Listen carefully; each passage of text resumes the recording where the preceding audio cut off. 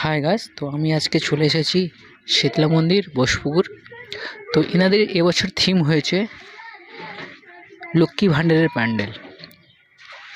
তো এই থিমটা হচ্ছে পুরোটাই হচ্ছে লক্ষ্মী ভাণ্ডার থেকে তৈরি হয়েছে। পুরো সম্পূর্ণ স্ট্রাকচারটা হয়েছে লক্ষ্মী ভাণ্ডারের উপরে। তো তো আমি আস্তে আস্তে ভেতরে যাচ্ছি, সবই কিছু তোমাদেরকে দেখাবো আস্তে আস্তে করে। দেখতে থাকো আমার সঙ্গে। এই দেখো, পুরো দেখতে পাচ্ছ, পুরো ভিতরটাই দু সাইডে সব লক্ষ্মী ভাণ্ডার দিয়ে তৈরি। এখানে একটা লক্ষ্মী ভাণ্ডার দিয়ে ঘর হয়েছে, দেখতে পাচ্ছ, একটা ঘর হয়েছে লক্ষ্মী ভাণ্ডার দিয়ে, মানে সম্পূর্ণ মাটির কাজ, মাটি থেকে কাজ হয়েছে। এখানে দেখতে পাচ্ছ একটা আলমারি আছে, এর মধ্যে সব মানে এই ক্লাবের যত প্রাইজ পেয়েছিলো ওর মেডেলগুলো ওর মধ্যে রাখা রয়েছে। তো এখানে একটা দেখতে পাচ্ছ একটা ঘর রয়েছে, ওর মধ্যে একটা মূর্তি আছে ওর মধ্যে। তো এটা মানে ভেতরটাই হচ্ছে খড় থেকে পুরো বানানো, আর উপরে হচ্ছে লক্ষ্মী ভাণ্ডার। আর পাশেই দেখতে পাচ্ছ এটা হচ্ছে সেই মাটির ঘরে জানলাগুলো হতো, সে পুরো জানলাগুলো বানিয়েছে, মানে সেই চিত্রটা তুলে ধরা হয়েছে। তো জানলার মধ্যে লাইটগুলো জ্বলছে, মানে বোঝা যাচ্ছে যে লাইটের ইয়েগুলো। তো এখানে দেখতে পাচ্ছ নানান রকমের লক্ষ্মী ভাণ্ডার, অনেক রকম লক্ষ্মী ভাণ্ডার। এখানেও কিছু মূর্তি আছে, অনেক রকম লক্ষ্মী ভাণ্ডার আছে। সে মাটির ঘরে যেভাবে জিনিসপত্র থাকতো সেইভাবে সে রাখা হয়েছে সব, মানে সেই পুরনো দিনের মানে চিত্রটা তুলে ধরা হয়েছে। তো এখানে দেখতে পাচ্ছ সব, এখানে পুরোটা হচ্ছে লক্ষ্মী ভাণ্ডার দিয়ে একটা ঘর বানানো হয়েছে। এখানে যে পুরনো দিনের রেডিও, তো তার পাশেই দেখতে সব জানলাগুলো, জানলার পরে এরকম রেখে আগে করার দিন লোক। বোসপুকুর শীতলা মন্দিরের যে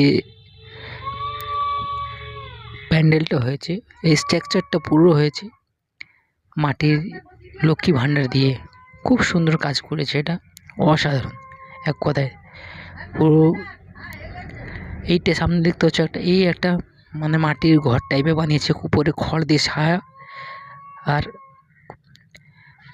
এই প্যান্ডেলের গায়ে যে দেখতে পাচ্ছ পুরো হচ্ছে মাটির ভাঁড় দিয়ে এগুলো তৈরি করা হয়েছে, ভাণ্ডার দিয়ে।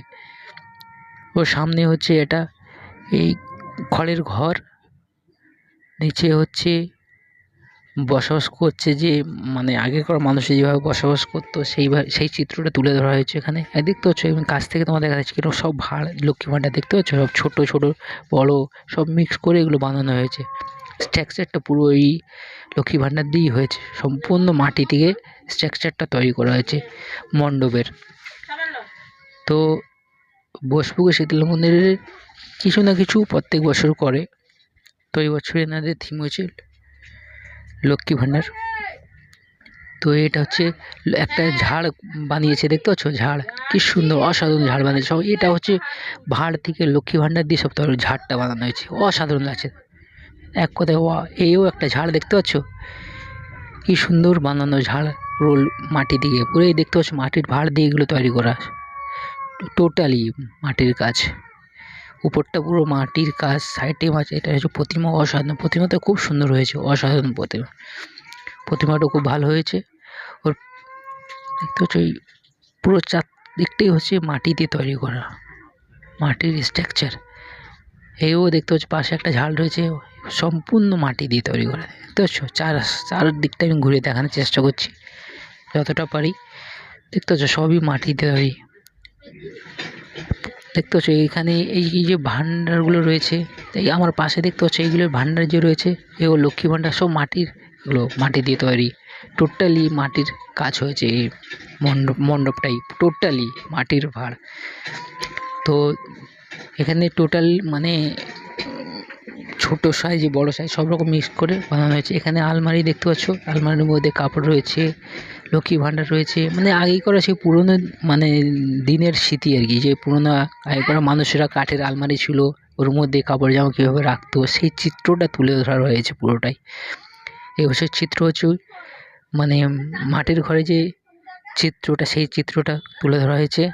ওটা দেখতে পাচ্ছ এখানে সেই পুরোনো দিনের যে আলমারিগুলো হয় না, সেই আলমারিগুলো কাঠের আলমারি, সেই সবই রয়েছে। মানে পুরোনো দিনের এখানে তুমি না আসলে মানে বুঝতেই পারবে না এত সুন্দর মানে চিত্রটা। খুব সুন্দর হয়েছে, অসাধারণ। তো আমি আস্তে আস্তে করে আমরা এখন আস্তে আস্তে বাইরের দিকে বেরিয়ে যাচ্ছি। তো আমার ভিডিওটা যদি ভালো লাগে একটা লাইক, শেয়ার, কমেন্ট, আর চ্যানেলে যদি নতুন হয়ে থাকো চ্যানেলটাকে সাবস্ক্রাইব করে দেবে। আজকের এখানেই শেষ করলাম।